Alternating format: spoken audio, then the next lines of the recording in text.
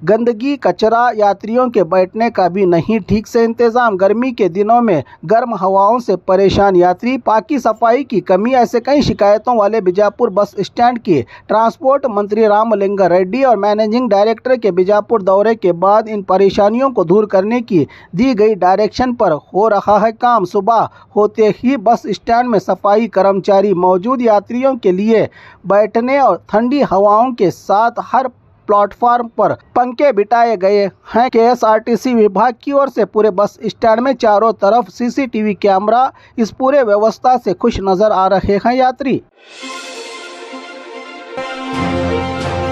Cinema style में सबूतों को मिटाने वाला हत्यारा गिरफ्तार, प्यार करने वाली प्रेमिका का ही कत्ल करके लाश को जमीन में दफनाकर गायब करने का मामला, तमाम सबूतों को मिटाया ताकि किसी को भी शक न हो। इसकी घिनौनी हरकत पर पूरे सिनेमा स्टाइल में वारदात को अंजाम देने वाला आशिक 6 महीने बाद पुलिस की होशियारी और लगातार इस वारदात का सच बाहर लाने की तहकीकात रंग लाई। पुलिस की मेहनत, आखिरकार 6 महीने बाद माशूका का कत्ल करने वाला आशिक सतीश गिरफ्तार। 6 महीने पहले मधुश्री के लापता होने का केस आज इस बुरे अंजाम के साथ चला पता। ये मामला गदग जिला नारायणपुर गांव में हुआ था। इस मामले की पूरी जानकारी दी जिला एसपी बीएस न्यामगौड़ा ने।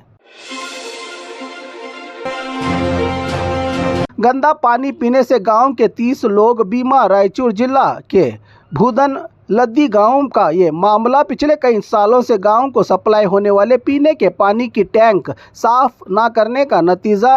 गंदा पानी पीने से गांव के 30 लोग बीमार, पेट दर्द, सर दर्द, उल्टी और जुलाब से लोग हॉस्पिटल में दाखिल, तो कई लोगों का गांव आकर कर रहे हैं डॉक्टर इलाज। इतनी बड़ी लापरवाही और लोगों की जानों के साथ खिलवाड़, इन सब के जिम्मेदार ग्राम पंचायत के अधिकारी। गुनहगारों पर कार्रवाई की मांग, गुस्से में हैं यहाँ के लोग। इस हादसे से गांव में डर का माहौल।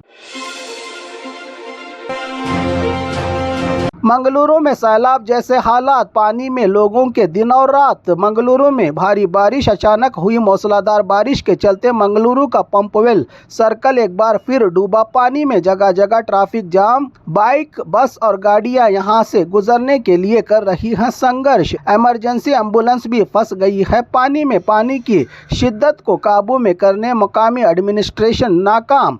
पानी का बहाव इतना ज्यादा कि इसको रोकना नामुमकिन। इससे भी ज्यादा होगी अगर बारिश, तो इलाके का हाल हो जाएगा बेहाल। लोग सड़कों पर घूमने से भी हैं घबरा रहे। बीजापुर एयरपोर्ट की तमाम रुकावटें हो गई हैं दूर। रमेश जिगजनगी का बयान, कई सालों से बीजापुर के लोगों का इंतजार, कब उड़ेगी बीजापुर से हवाई जहाज। आज एक प्रेस कॉन्फ्रेंस करके 2 महीने में बीजापुर का एयरपोर्ट होगा शुरू। एनओसी के अलावा तमाम रुकावटों को दूर करने का किया जा रहा है काम। जल्द बीजापुर की जनता का होगा खौफ पूरा, बिना एनओसी के ही जल्दबाजी में शुरू नहीं हो सकता एयरपोर्ट। इस एयरपोर्ट का पूरा क्रेडिट हमको जाता है, बताया बीजापुर के बीजेपी सांसद रमेश जिगजनगी ने।